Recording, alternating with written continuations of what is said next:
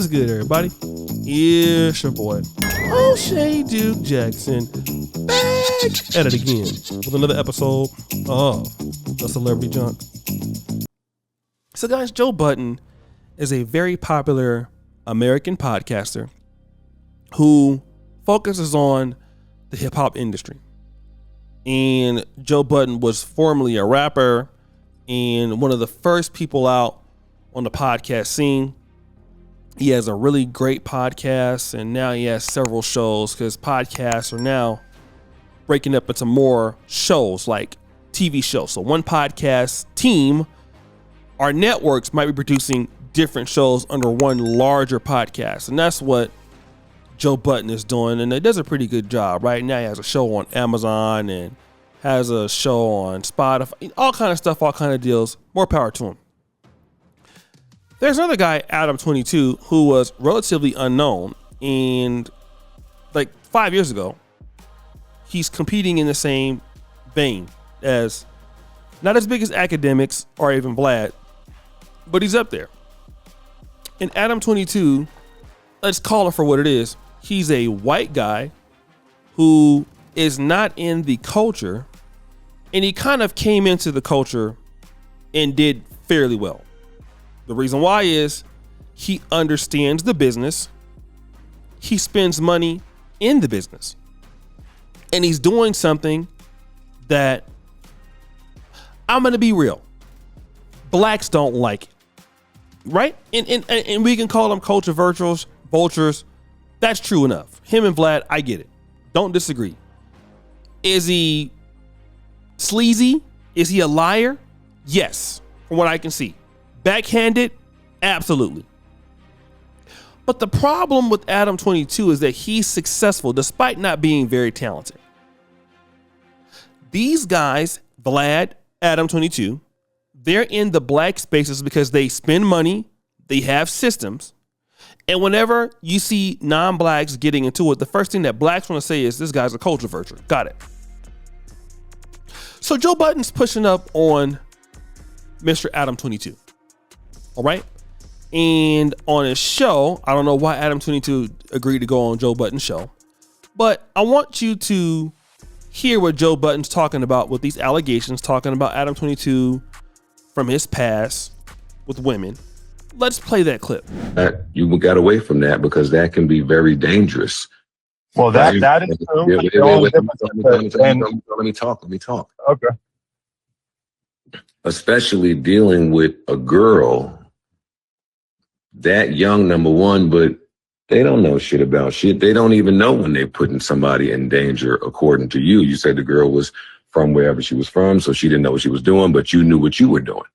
You said, right. I knew what I was doing, so I got away from her. Well, right. You didn't get away from her if by the grace of God, she ends up back in your life while she's now of age.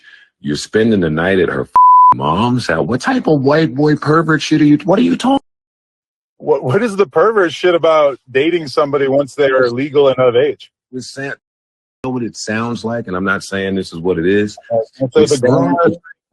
Joe, I didn't say a word to her for 3.5 years. That, you know, it's like we just sort of ended up.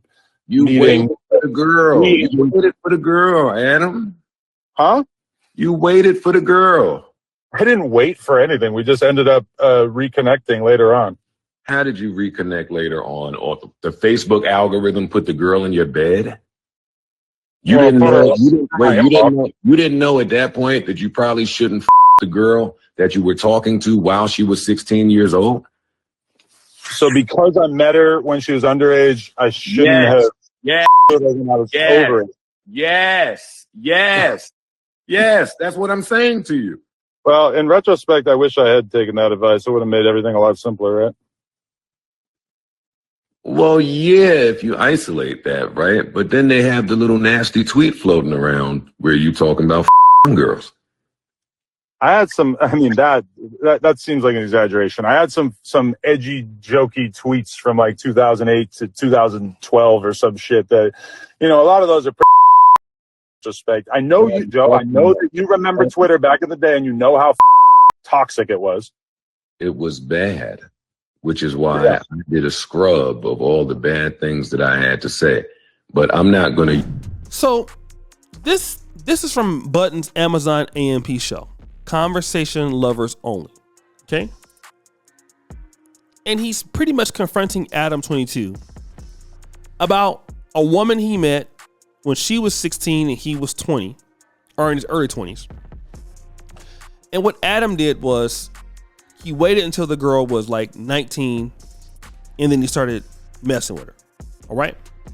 So Joe Budden is bringing this out, pretty much trying to embarrass Adam 22 about that. Again, like I said, no problem with that. A lot of folks like the fact that Joe Budden's doing it. But there always has to be a reason. Because do I think that Joe Budden really cares about Adam 22 or that lady? No.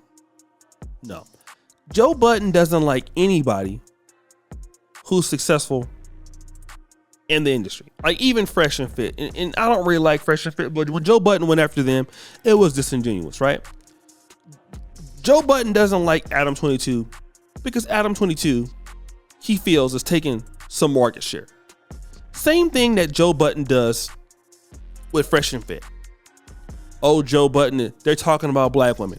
Well, if you really want to talk about it, man, Joe Budden has a tumultuous track record with women, if not worse than Adam 22. It's way worse. All right? Joe Budden is the last person to question anybody about what they have done. Joe Budden's track record is ridiculous. He's crazy. All right? So what is it really the biggest thing? You're a white guy in the black space.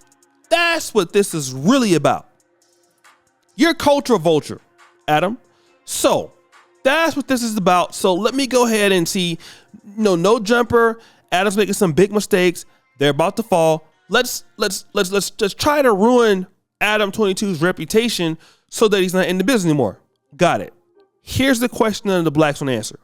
Why are we not in the business reinvesting such that their Adam 22 doesn't exist?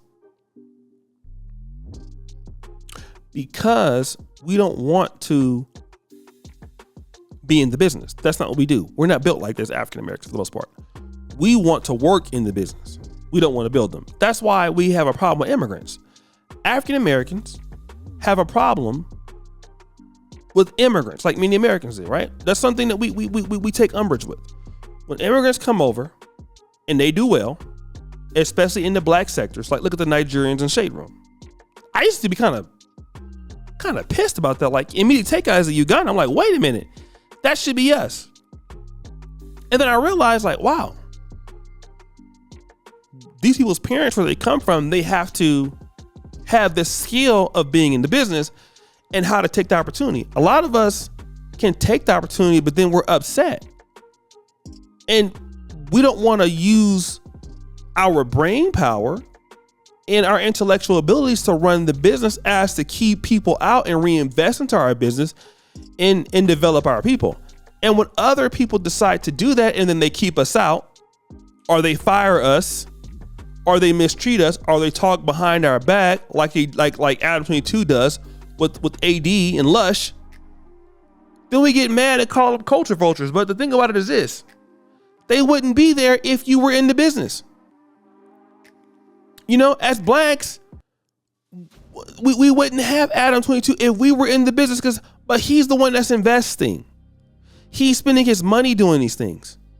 And what we like to do is we like to sit back and get mad at Vlad when, hey, ain't nobody on YouTube is stopping you from getting in the business, in the industry. There's plenty of black people making money in the business and industry on YouTube. All right. I want to give a shout out to somebody right now. Earn Your Leisure. Earn Your Leisure is one of the greatest financial platforms on YouTube for blacks. Doing absolutely well. They get tons of views. They have great guests. Want to know what they do? Spend money. Reinvest. They'll be in Accra in their world tour. Excellent thumbnails. Excellent content. But you find very few blacks who want to do that. And you always talk about, well, you know what? Blacks don't want to finance topics. They don't want to hear that. How do you explain Earn Your Leisure when Earn Your Leisure has over 100 million views talking about finance? They make millions of dollars every year with their courses. They do so well with their platform.